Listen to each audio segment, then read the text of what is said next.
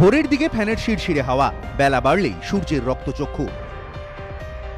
মাঝ চৈত্রের ঠান্ডা গরমে কাবু ছোট থেকে বড়, ঘরে ঘরে অসুখের বারবারন্ত, গলা ব্যথা, সর্দি, কাশি, ভাইরাল ফিভার।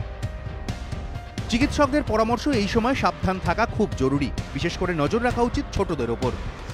ডিহাইড্রেশন হয়ে যায়, তারা শরীর থেকে ওয়াটার লুজ করে, তার সঙ্গে সল্ট লুজ করে, ফলে তারা প্রচণ্ড রকম হিট এক্সশনে ভোগে।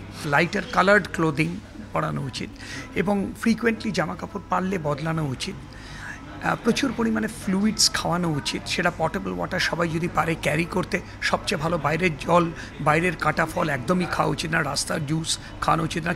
সাবধান থাকতে হবে বড়দেরও, তীব্র রোদের মধ্যে বেরোলে অসুস্থ হয়ে পড়তে পারেন যে কেউ। ছাতা ইউজ করা, ডিহাইড্রেশন যাতে না হয় সেই জন্য রেগুলার সঙ্গে জল রাখা এবং সেই জল নিয়মিত পান করা। রিচ ফুড নয়, স্পাইসি ফুড নয়, ঠান্ডা খাওয়া, তরমুজ বা এই জাতীয় ঠান্ডা ফলগুলো খাওয়া এবং আপনার বেশি বেশি কোল্ড ড্রিঙ্কস না খাওয়া।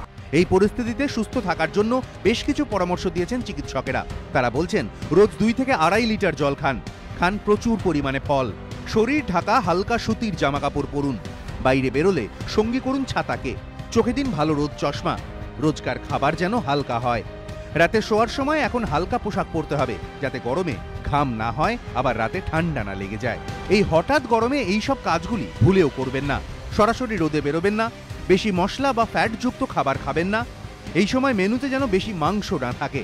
রাস্তার কাটা ফল বা ঠান্ডা জল একেবারেই নয়। তেষ্টা মেটাতে বোতলবন্দি ঠান্ডা পানীয় এড়িয়ে চলুন। বাইরে থেকে ঘরে ঢুকেই সঙ্গে সঙ্গে ঠান্ডা জল খাওয়া বা স্নান করা ঠিক হবে না। চিকিৎসকেরা আরও বলছেন, রোদ থেকে এসেই এসির তলায় বসে পড়বেন না।